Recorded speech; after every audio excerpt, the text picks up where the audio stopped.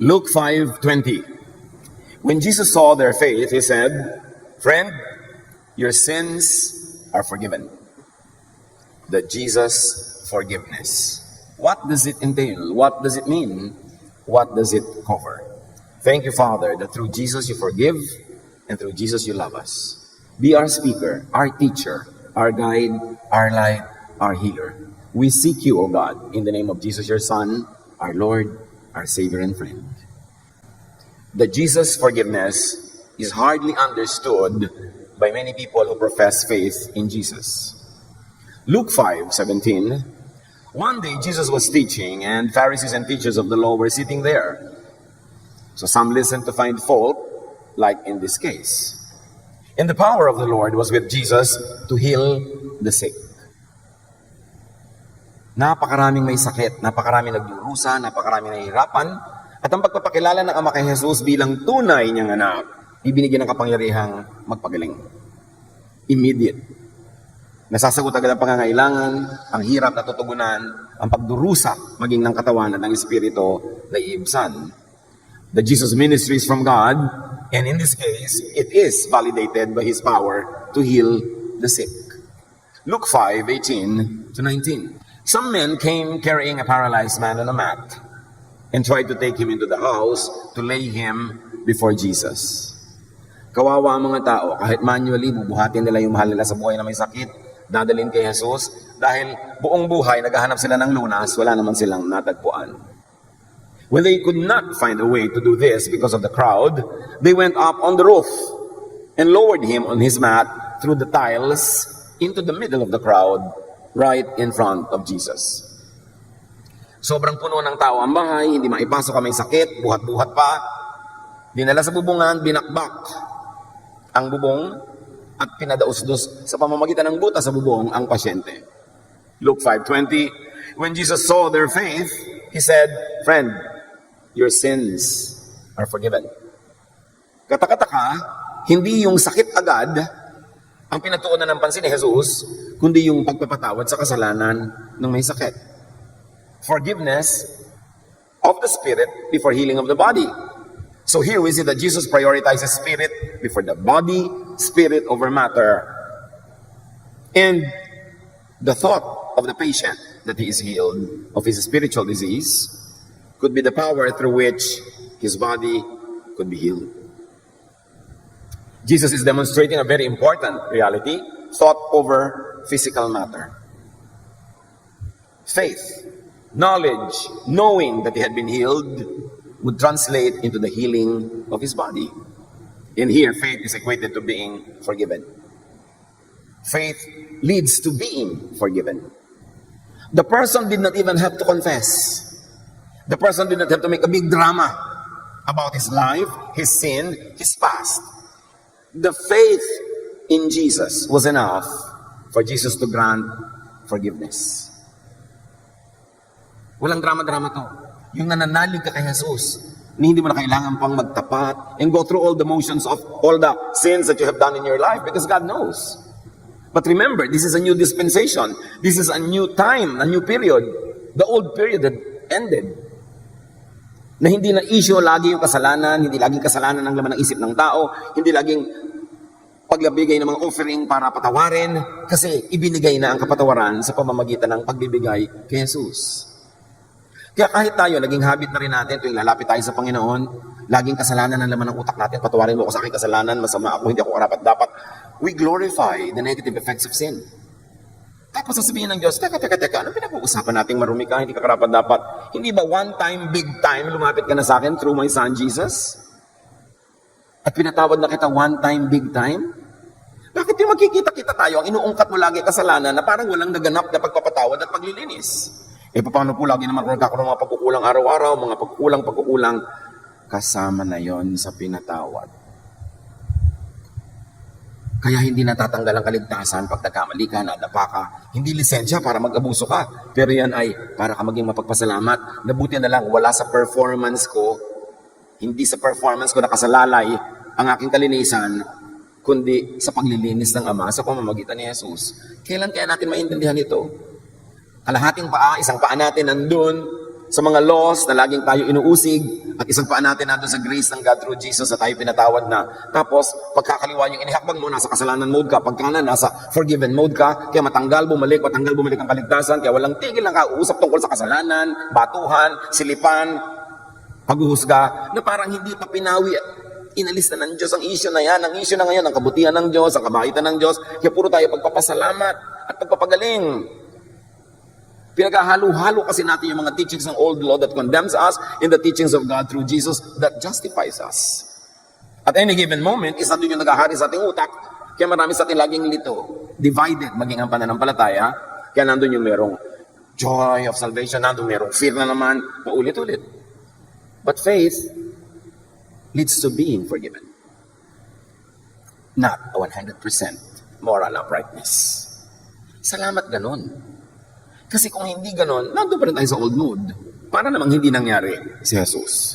Ito ang isa sa mga pinakamalaking challenges sa mga Kristiyano Yung hindi lang maging Christian, kundi maging Jesus believer and Jesus follower talaga. Because the word Christian, over the years, had assumed so many other meanings that are un-Jesus. That's why many Christians kill each other in the name of God. Many Christians go to war with each other in the name of God. Un-Jesus yun. Kaya dapat pati yung word na yan, yung label na yan, salain through Jesusness. Balik sa kwento, Luke 5:21. The Pharisees and the teachers of the law began thinking to themselves, "Who is this fellow who speaks blasphemy?" Blasphemy, ha? Blasphemy only means believing or thinking outside of the accepted teaching or dogma. Hindi lahat ng blasphemy masama, ungodly or evil. Ang blasphemy, ibig sabihin lang, pag-iisip, paniniwala, o pagtuturo na labag sa tradisyonal na paniniwala o katanggap-tanggap sa nakararami o sa makapangyarihan. Dahil ito nga si Jesus tinawag na blasphemer Blasphemous daw ang ginagawa niya. Pero dito si Jesus ang tama. Hindi lahat ng nililabel ng mga religion na blasphemous masama ngayon. Si Jesus nga tinawag na nagbablasphemy. Blasphemy only means hindi ganyan ang ating nakasanayan at tinatanggap na katuruan. So, blasphemy is thinking outside of the box, of the accepted box, the box imposed by the religiously powerful. So, sabi nila, blasphemy ginagawa ng Jesus na ito. Who can forgive sins but God alone? The answer to their question should have led to the validation of Jesus. If it is God alone who could forgive sins, and Jesus forgives sins, then He must be of God. He must really be who He claims to be. He must really be the Son of God. Now, traditional teaching could label anything new to the ears, anything not readily understood.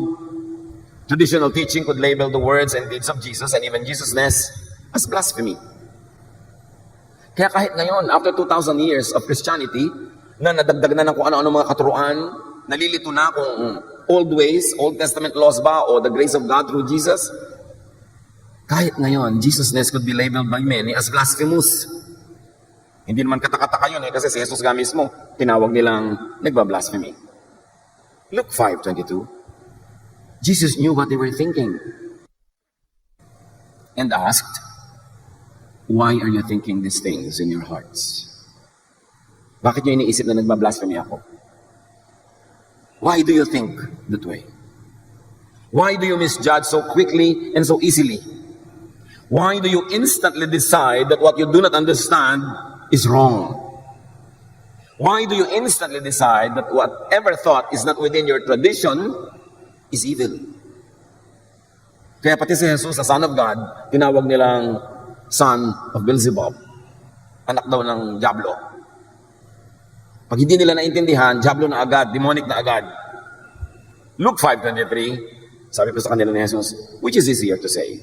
Your sins are forgiven, which I have just said. Or to say, get up and walk. Alin ba mas mahirap? Ito yung lumpo. Sinabi ko, your sins are forgiven, and you're offended. Kung sabihin kong get up and walk, ma-offend kayo? Alin bang mas mahirap gawin sa dalawa? Jesus equates being forgiven with getting healed. And here is a very important lesson in the story, mga kapatid. Jesus equates being forgiven, meaning being balanced, with getting healed. Kasi kung may kasalanan ka, at alam mong kasalanan yon, at totoong kasalanan yon, guilty ka, hindi ka makatulog, nagdadalawang loob ka, natatakot ka, magkakasakit ka talaga. Mind over matter. Ito ngayon yung mahirap. Guilty ka sa isang akala mo'y kasalanan, hindi naman pala. Kasi marami silang inaakala na puro kasalanan, hindi naman pala. Itinuro lang sa kanilang mga religious leaders para madali sila makontrol, o kailangan talaga ng lipunan nila ng oras na yon, kailangan ng kanilang tribo sa panahon na yon. Kaya minasama para huwag mong gawin, pero na-oversimplify, naging masama na for all time, for all people, tapos nagagawa mo, kasi yun ang natural mo, yun ang kahit pilitin mong hindi gawin na yun ang nangyayari. So ano mangyayari sa'yo? Lagi kang guilty. Laging hati ang iyong loob. Lagi kang takot. At ang pinakamabigat sa lahat, hindi naman pala dapat. Dahil invento lang ng mga pari na ipinagbawal, hindi naman Diyos ang nagbawal. Tapos guilty ka dyan. Pagkatapos lagi ka nanguusig ng iba, ang gulo-gulo nyo, nag-aaway-away kayo sa bagay na di naman pala dapat. To kill or die for. At nagbibigay sa atin ng sakit sa katawan, ang lahat ng uri ng sakit sa isip. Ang lahat ng uri ng imbalances. Kaya in-equate ni Jesus ang pagpapagaling sa pagpapatawad. Hindi lahat ng sakit dahil may kasalanan o guilty. Kasi yung iba talagang very clinical, may germs talaga. Pero marami, tinablan ka ng mga germs, tinablan ka ng mga kung ano-ano. Kasi ang baba ng panglaban ng iyong naturalesa because you are psychologically imbalanced, which affects your bodily processes. So sabi ni Jesus, kahanga-hanga ang pananalig mo. Pinapatawad na ang kasalanan mo. Which follows na gagaling ka na. Kasi ang nagbibigay sa inyo sakit na yan, yung utak mo, na either guilty ka at dapat ka talaga mag-guilty, o guilty ka sa hindi mo naman dapat ika-guilty, but nevertheless, guilty ka pa rin. Kasi ang teaching sa inyo ng religion is to be guilty about everything. May sakit ka tuloy. Sabi ni Jesus, alin ang madali? Sabihin kung pinatatawad na siya, o pinagagaling siya. Luke 5:24. But I want you to know that the Son of Man has authority on earth to forgive sins. Pinoproblema niyo ang pagpapatawad ko ng kasalanan? To forgive sins is to heal. So para patunayan ko sa inyo na meron akong kapangyarihan, karapatang magpatawad, pumunta na tayo sa part 2, yung bunga ng pagpapatawad, yung paggaling. Kayo mga priests sa temple, kayo mga Pharisees, kayo mga teachers of the law, turo kayo ng turo sa mga tao ng kasalanan nila at kung paano sila mapapatawad. Turo kayo ng turo ng walang katapusang offering, walang katapusang pagbibigay ng mga animal sacrifices. May napagaling na ba kayo sa turo na yan? Ang daming sinasabi ni Jesus dito pag nanamnamin natin yung said and the unsaid. If you're going to read between the lines. Sabi niya, alam niyo, ang pagpapatawad leads to healing. Araw-araw, nag-o-offering ang mga tao sa inyo para sa kapatawaran, may na-heal na ba? At para malaman ninyo na tunay ang kapangyarihan ko magpatawad, pues, pumunta tayo sa part 2. Pagalingin natin. John 5:24-25. So he said to the paralyzed man, I tell you, get up, take your mat, and go home. To drive home the point, Jesus did what seemed to be the more difficult thing as far as the Pharisees and the teachers of the law were concerned. Kasi sa kanila, madaling magsabing, pinapatawad ka na ng kasalanan mo sa ngalan ng aking office, ng aking costume, ng aking rank, ako'y representative ng Diyos, tinatanggap ko yung mga offering mo, pinapatawad na kayo. Madaling sabihin yun, pero wala namang proof. But tumalab, sabi ni Jesus, let's go to the proof, which none of you have the power to do and to give. Sabi niya, bumangon ka. Bitbitin mo yung higaan na dating hinihigaan mo lang at ikaw ang binibitbit at umuwi ka na. Resume your life, get a life. Immediately, he stood up in front of them, verse 25, took what he had been lying on, and went home, praising God. Ano pang masasabi mo sa ganyang klaseng eksena? As you are already forgiven, now reap the side effect of that forgiveness. Get up, you are healed. Result, the forgiven and the healed person praises God. Yung mga teachers of the law, yung mga Pharisees, will they praise God? No! Mag-iisip sila na ng iba namang problema ang ibibigay kay Jesus. Sarado ang utak nila. Hindi natuturuan ang saradong utak. Kahit kung magpabali-balin itong magpasir-pusir ko, magpatalon-talon, pasayawin mo ang mga bundok, hindi sila makikinig. Nagtuturo tayo para doon sa mga bukas ang isip, hindi para sa mga sarado. So huwag kang mapipi, huwag kang umanas o bawasan ang pagtuturo mo for the sake of the sarado dahil baka sila magalit sa iyo, baka kanila i-condemn. Hayaan mo sila, nagtuturo ka para doon sa nakabukas, para matanggap nila ang pagpapalang inilaan sa kanila ng Diyos na handa nilang tanggapin. Huwag na huwag mong isasara ang tibig mo ng pagtuturo ng mga pagtuturo ni Jesus, ang kanyang pag-ibig, ang kanyang pagpapalaya, to please the Pharisees, to please the teachers of the law, they will never be pleased. Luke 5:26, everyone was amazed and gave praise to God. They were filled with awe and said, we have seen remarkable things today. Something that never happens in their daily activities at the temple. 5 times a day they prayed there. Mark 1:27, the people were also amazed that they asked each other, what is this? A new teaching and with authority.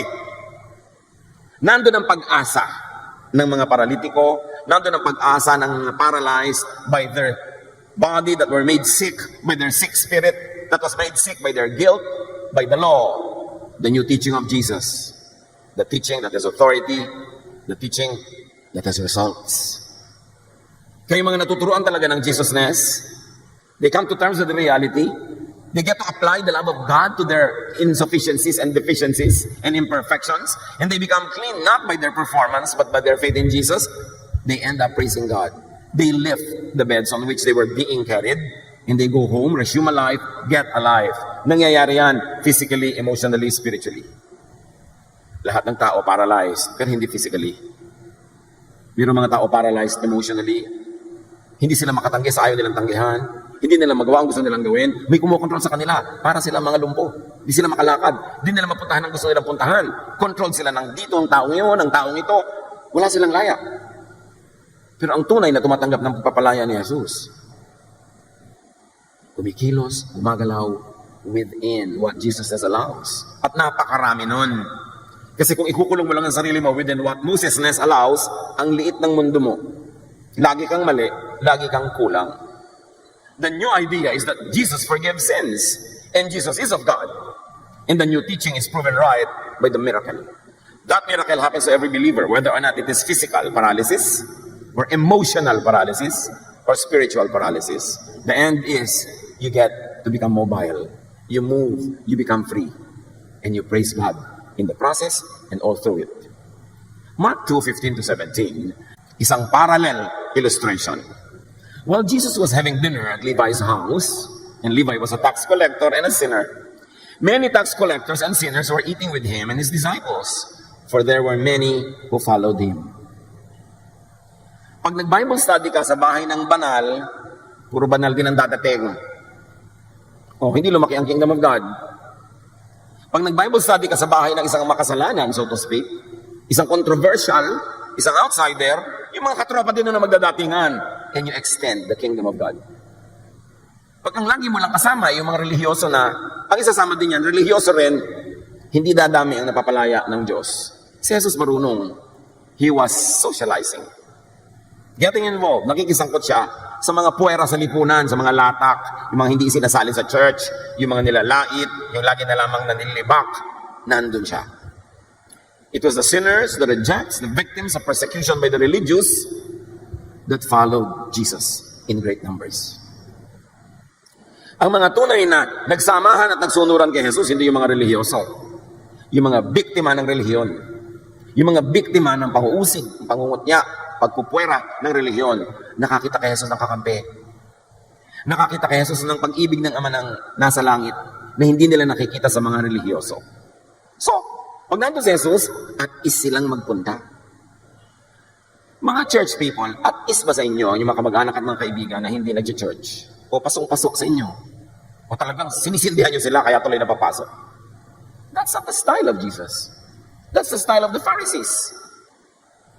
Verse 16, so si Jesus ay nandun sa bahay ng isang makasalanan, nagdatingan ng mga kapwa makasalanan, at sila ay namamahal ni Jesus, nalilinis ni Jesus, natuturuan. When the teachers of the law, who were Pharisees, saw him eating with the sinners and tax collectors, they asked his disciples, why does he eat with tax collectors and sinners? The question should be, why not? Parang ngayon yung mga Kristiyano ng mga church bully, makita ka sa mall, bakit ka kasama niya? Diba? Nakita niyo ba yung kasama ni sister, ganito, ni brother, ganon? Sabi niya, sino bang magiging kasama ni Jesus kung nag-malling siya? Sa palagay niyo kaya, kabarkada niya yung mga conservative. Kasama niya doon sa food court, yung mga banal-banalan. Nangyari na yan noon. Ang nakakapagtaka, bakit pa ulit-ulit na nangyayari pa ngayon na parang walang Bible na mababasa mo naman? Sabi niya, why does he eat with tax collectors and sinners?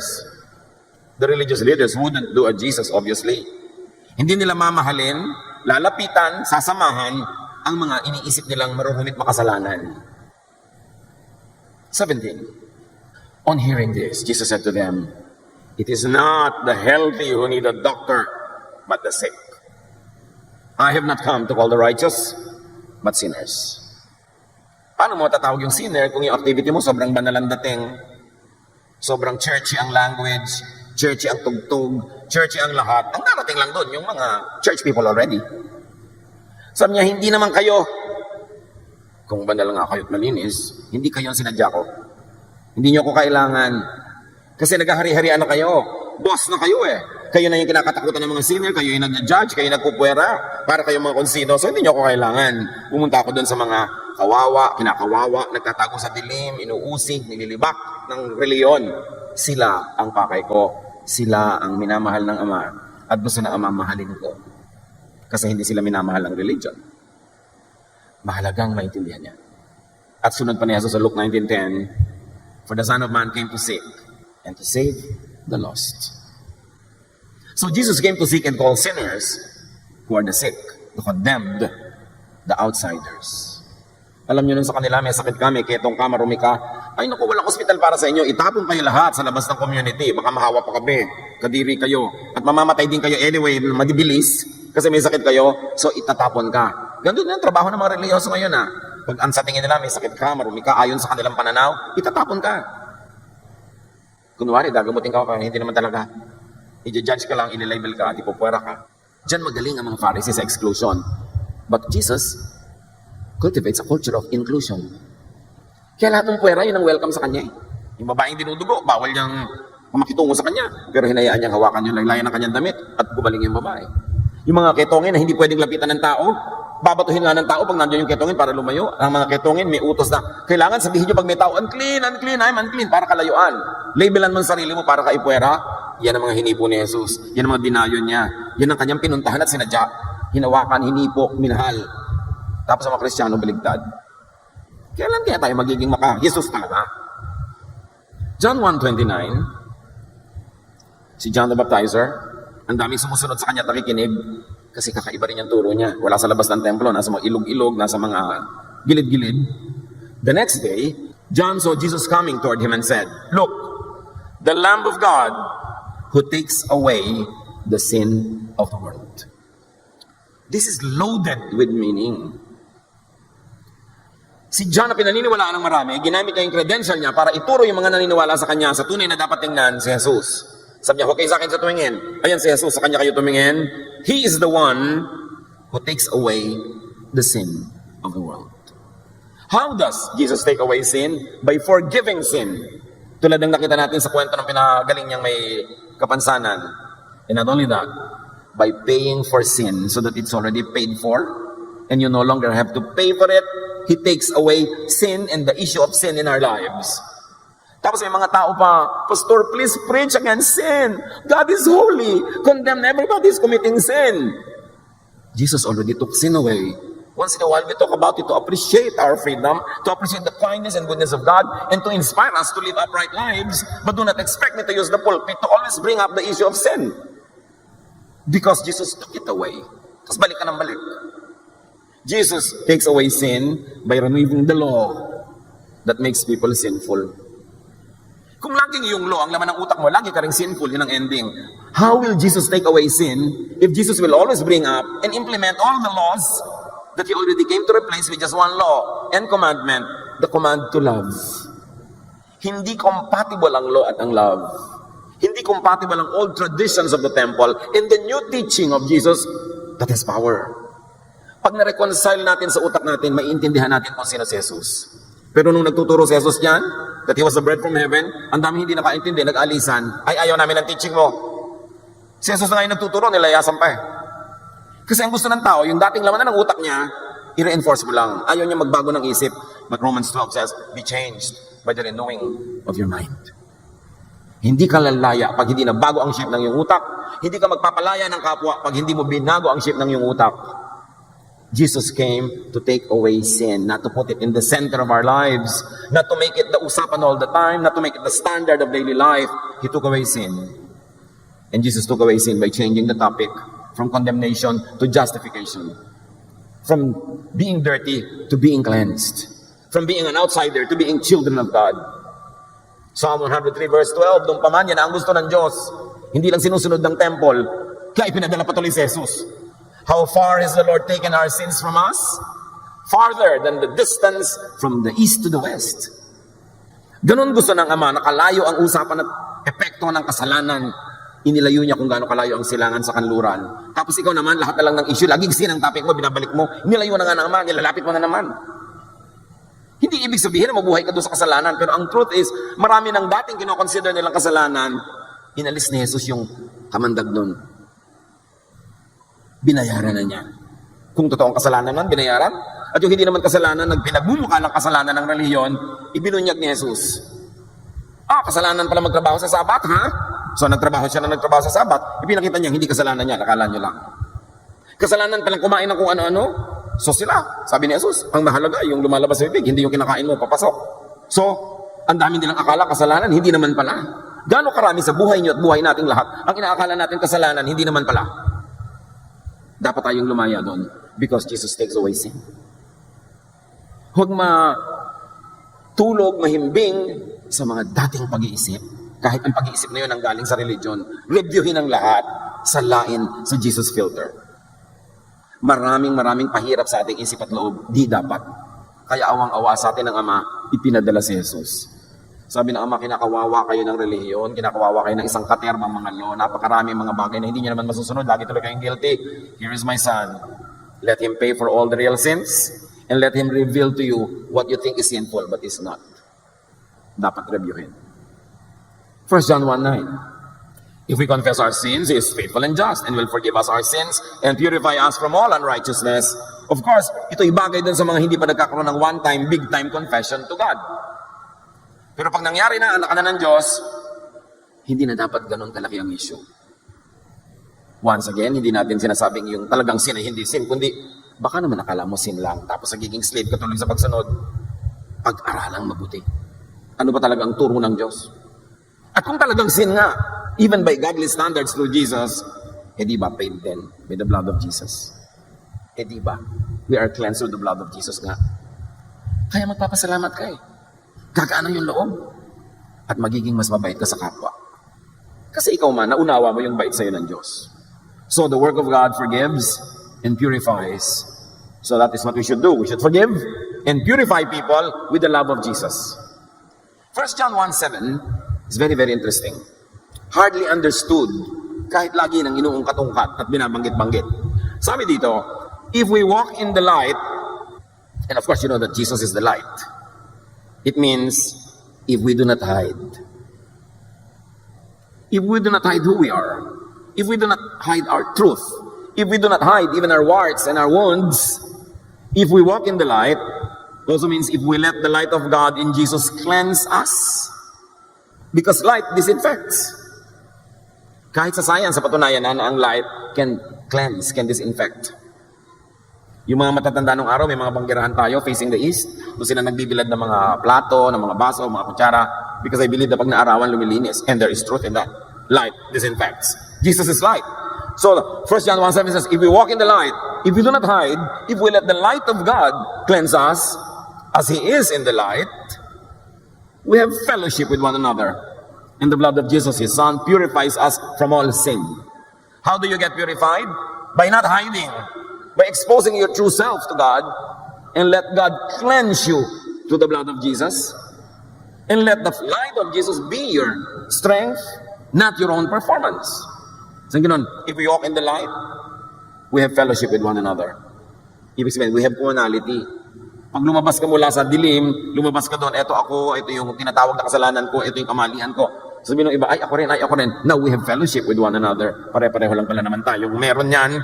So pare-pareho tayong kailangan natin ang pagpapatawad ng Diyos through Jesus. Kailangan natin yung cleansing through the blood, or in this case, through the light of Jesus. Sabi niya, I am the light of the world. The light, the blood purifies if we do not hide. But why Do people hide? Because the religious establishment will punish them for being truthful. The religious establishment will punish people if they show their true lives, true selves, true faces, true wounds, true hurts, true weaknesses. They will be excluded. So people are forced into hiding in the dark. People are forced to live double lives, one life for the Sunday church and another life na pangtotoo, because the church will punish them for what the church thinks are imperfections and sins. Kaya galit na galit si Jesus sa hypocrisy. People are forced into hypocritical existence because of judgment, because of exclusion done by the religious. But the light, the blood purifies if we do not hide. Or said in a better way, deeper way, the light and blood purifies, so there is no need to hide. So, ikaw kulang ka na. Pinuno na ako ni Jesus. May kulang pa ako sa tingin mo. I'm not hiding. Pinupuno ako ni Jesus. What you should see the blood is the blood of Jesus that cleanses me. What you should see is the love of God that fills me. You should not see the gaps and the kulang and the warts. What you should see is God's grace at work in me. So you don't have to hide. You walk in the light. Because Jesus is light, there is no need to hide.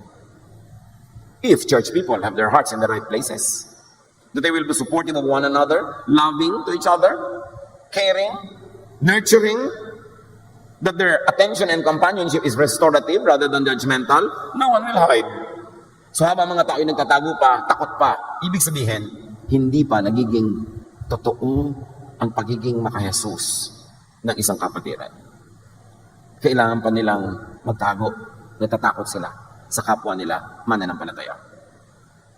Jesus came to set people free from sin, from the power of sin, from condemnation.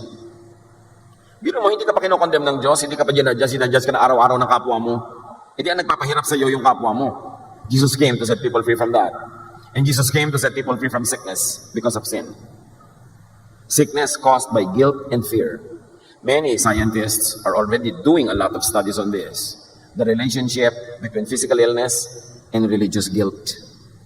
And they are seeing very, very disturbing connections. Kaya mas maraming relihiyoso, mas maraming psychological imbalances. Kasi laging hindi nila ma-reconcile yung reality nila at yung expectation ng religion. Jesus bridged the gap. Yung kulang mo pinuno, yung dumi mo nilinis, yung kasalanan mo pinatawad, yung dapat balance ka na.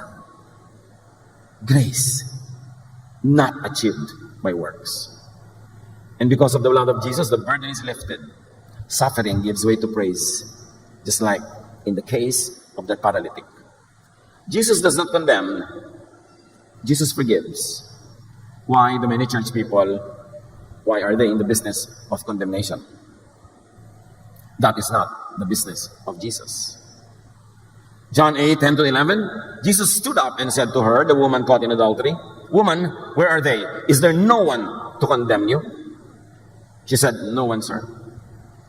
Jesus said, "Neither do I condemn you. Go, and from now on, don't sin anymore." Hindi siya kinondem. Pero sinabihan, may kasalanan ka, tigilan mo. But I will not condemn you. When people condemn a sin, usually they have a target. Kaya kung minsan yung mga taong, sobrang pastor, mag-preach po kayo against adultery. Nangangaliwa ba asawa mo, sister? Kung pumunta na kayo sa akin mag-asawa, huwag na nating idama yung buong church sa issue na to. Kasi alam niyo yung mga tao kumisan, galit sa isang kasalanan, hindi naman talaga galit lang sila sa isang taong, ganun yung kasalanan. So gusto niya, bombahin mo yung kasalanan na yun para tamaan siya. Pero ang daming collateral damage. Kaya yung mga iba, gusto bombahin po natin ang buong city kasi may isang terrorist dyan. Ba't di ba lang hanapin yung isa na yun at siya na lang ang pulong mo? Idadamay mo ang lahat. Kailangan merong focus. Marami kasing madadamay. Ayaw ni Jesus ng gano'n. Sabi niya, I want you to rest, to be restful. I want you to enjoy a peaceful life. Romans 2:1, some of you accuse others of doing wrong. But there is no excuse for what you do. When you judge others, you condemn yourselves. Because you are guilty of doing the very same thing. Hindi ko kasalanan yung kasalanan nito. Pero may iba ka rin kasalanan, tama. Meron po. Di ganun din yung kasalanan lang lahat yan. So when you condemn a sinner, you condemn yourself. Judgmental people burn bridges. Do not burn the bridge over which you too must pass. The bridge of grace. The bridge of forgiveness, the bridge of kindness, because you too need to cross that bridge. Hindi dahil lang may tatlong taong ayaw mo makatawid doon, gigibain mo na yung tulay, pati ikaw hindi makakatawid. Jesus does not afflict. He comforts. Why are so many Christians in the business of afflicting others instead of comforting? Ang ating walang kamatayang favorite verses, Matthew 11, 28 to 30. This is the mission statement of Jesus. If you are tired from carrying heavy burdens, come to me and I'll give you rest. Take the yoke I give you, put it on your shoulders and learn from me. I am gentle and humble, and you will find rest. This yoke is easy to bear. This burden is light. Yan ang gusto ni Jesus para sa atin. But many Pharisees, baligtad, they afflict. Why do many Christianities place burdens on people's shoulders, place stress on one another? Why are many Christians so very much unlike Christ? Kaya sabi ni Gandhi, I like your Christ, but I do not like your Christians. Your Christians are so unlike your Christ. At merong katotohanan nito na sampal sa mga taong nananalig daw kay Jesus. Jesus does not wound or hurt. He heals. And why do so many of us wound one another? Especially those that we consider to be sinful. Anong karapatan natin na sumugat sa puso ng isang taong iniisip nating makasalanan? Eh, ang business ni Jesus ay magpagaling, tapos ikaw nanunugat. So nasa kanino ka ba talagang panig? Dapat magkalinawan. Jesus does not scare or trouble. He does not vex. He gives peace. Tapos yung magte-text sa'yo, yung magpopo sa maraming Kristiyano, ang mga news na nakakatakot, nakaka-disturb. Jesus is in the business of giving peace. John 14:27, I give you peace.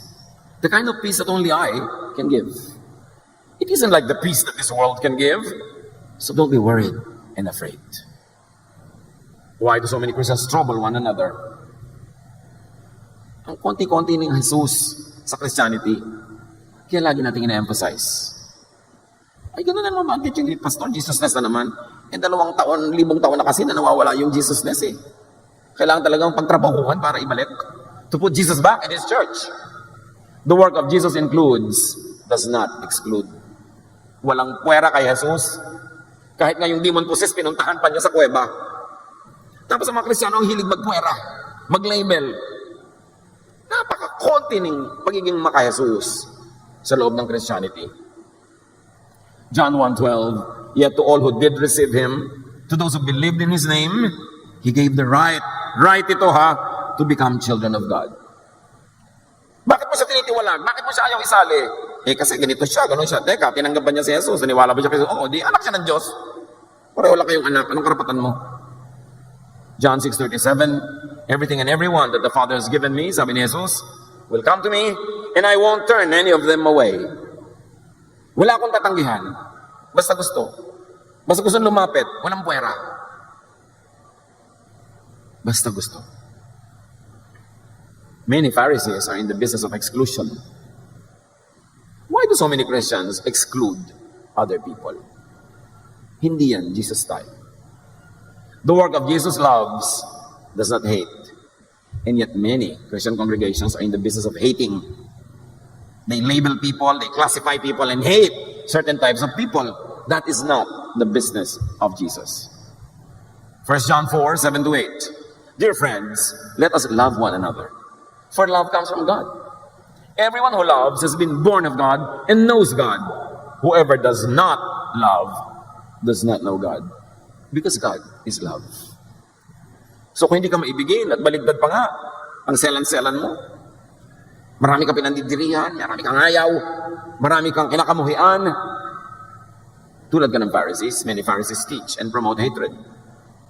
Laging meron, tatargetin na group, tatargetin na tao, tatargetin na kung sino-sino, tapos yun ang nagiging object of hatred. At pasimuno ang maraming Christian churches sa business na ito. The work of Jesus loves does not hate. 1 John 4:20, whoever claims to love God, yet hates a brother or a sister, is a liar. We should be in the business of loving people, of opening our hearts, our doors, even to people we do not like. Because when people believe in Jesus, God gives them the right to be His children. And you as a child of God, has no bigger rights than other children of God. Pare-pareho lang tayo anak ng Diyos. If a Christian hates, if a Christian teaches and promotes hatred, that person is not of God. Yun ang sabi ng verse. Hindi kung anong version ng Bible ang dala-dala mo, hindi kung anong statement of faith mo. No. Isa lang ang litmus test. Loving ka ba? Yun lang. The challenge is to understand Jesus. Pagsikapan, pagtrabahuhan, na maunawa si Jesus. Hindi siya naunawa ng napakaraming mga taong nakarinig sa kanya. Kaya siya pinatay. Hindi siya naunawa ng marami niyang tagasunod, kaya yung mga iba nag-alisan pa. Dapat nating unawain kasi ibang-iba. Hindi pwedeng pagsabayin yung mga dati nang nakasanayan na pag-iisip at ang very revolutionary, very new teaching of Jesus that is proven with power. The forgiveness of Jesus heals. So are we healed? Are we healing fast? And do we allow other people to heal? Through and by the love and power of Jesus, let us forgive others and help them heal. Whether or not the sin that you assign to them is real or imagined, the ending is the same. Just forgive. Huwag mo na ipagpilitan na totoo siyang makasalanan. Okay, totoo rin tayo makasalanan. God forgive us, so forgive. Eh, paano pa kung hindi naman pala totoong kasalanan? Guni-guni mo lang na kasalanan yun, hindi doble ang pananagutan mo sa Diyos. And very importantly, forgive yourself. Be easy on yourself. Madalas ang effect ng religion and religiosity sa tao, self-flagellation, self-judgment, self-condemnation. Nasaan yung peace? Nasaan yung rest? Kung gaano gusto ni Jesus na mahalin mo ang kapwa, sabi niya, love others as you love yourself. Meaning, love yourself and love others in the same way. Kailangan kasali ka sa pinapatawad mo. Kailangan kasali ka sa tinatanggap mo para ang lahat maunawa ang lawak, lalim, ang ganda ng pag-ibig ng Diyos through Jesus. Lord, teach us to understand that we are forgiven. That we are forgiven yesterday, today, and tomorrow. And teach us to extend the same forgiveness to our fellow humans. That we also forgive them for yesterday, today, and tomorrow. So everybody lives in a climate of forgiveness and love that gives rest and peace, which is what you want for us, here and in eternity. Pagbulay-bulayan, pag-isipan ng practical na paraan ng pagsunod sa katuroan ni Jesus na ito. Lord, continue to bless your people as we hear your voice, making personal messages to us. Be with the Lord in silent reflection.